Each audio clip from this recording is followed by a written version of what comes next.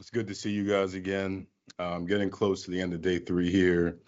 I feel like we've had a productive couple days of, adding players to our roster that we think have a chance to help us and make an impact on kind of the culture and the talent that we have in our building.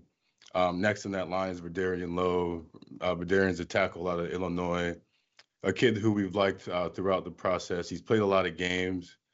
He has versatility. He's got long arms. He's a guy who's not dependent on one scheme or another. He's got enough athletic ability to function in his own scheme, but he also has the size and power to play, downhill and move people off the line of scrimmage. So he's a guy with an impressive background. He's got a good makeup, the kind of stuff we look for here at the Vikings, and we're excited to add him to the fold. And then with that, I'll take any questions you have. Like Chisom said, I'll take some questions. So if you want to put your name in the chat, we'll get this going. Matthew, go ahead. Yeah, I was just hoping you kind of talk a little bit more about the character. It seems like that's something that was talked about for him, that he's kind of on the mature side. Yeah, he's been through a lot. He's married with 2 kids. So, anytime you see that, that's a guy who's had to, grow up in a hurry and had to deal with kind of real life issues. So as you're projecting the player and kind of who you're going to get off the field, when you see a guy like that who has had to do that, you kind of know that there's a sense of stability there. He knows, what responsibility is all about, and he's going to kind of hit the ground running and may not have some of the hiccups as some guys without that background may have. Andrew? Hey, I was just curious, with Kevin O'Connell and his staff coming in, how have what you guys are looking for in offensive linemen changed, if at all, and how does Vederian fit into that? That's a really good question. It has changed a little bit. I feel like last year we were more of a wide zone team. This year it kind of puts a emphasis on guys who can run laterally, get to the sideline, cut people off.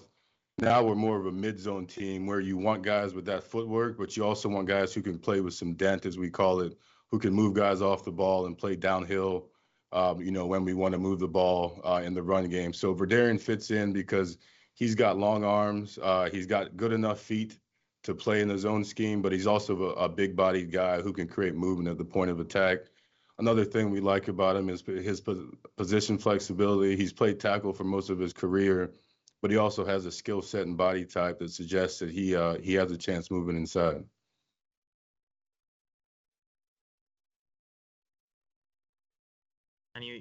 Matthew, go ahead again. Yeah, I just wanted to follow up on that positional flexibility part. I mean, I guess I was wondering how you kind of spot that with a player, that they might be able to, when they play tackle for most of their career, to make that move into guard if they need to. Yeah, that's a good one. A lot of it comes with, like the first place I start is with body type. Like guys who are normally, in that 6'4", 6'5" range, have the ability to play inside or show some traits that lend itself to playing inside. When you're inside, things happen faster. You have to get off the ball and move people more than you have to move them at tackle. So, sometimes those 6'7", 6'8" guys, while you like the size and length, they're almost too tall to go inside and, deal with the quickness and deal with the power that it takes to play guard. So for Darion, he's 6'4" and change, but, he's got guard size, but he also has, tackle length. So he's one of those rare guys who has features that lend itself to kind of both positions. Ben? Yeah, Chisom, you mentioned that he had to grow up awfully quickly.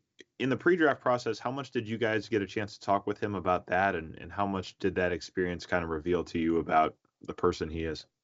Yeah, and well, leading up to the All-Star Game circuit, we had a chance to talk to his support system, his coaches, and they gave us, glowing reviews about who he is as a kid, and gave us kind of a heads up to, what he's been through and what he's had to do to get to where he is.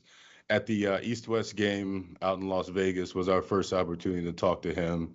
And, everything the coaches said, everything you saw on tape kind of showed up, when we met with him. And then since then, our position coaches have had Zoom meetings and phone calls with him. And everybody has checked the box on kind of who he is as a person, who he is as a player. And that kind of led us to this point.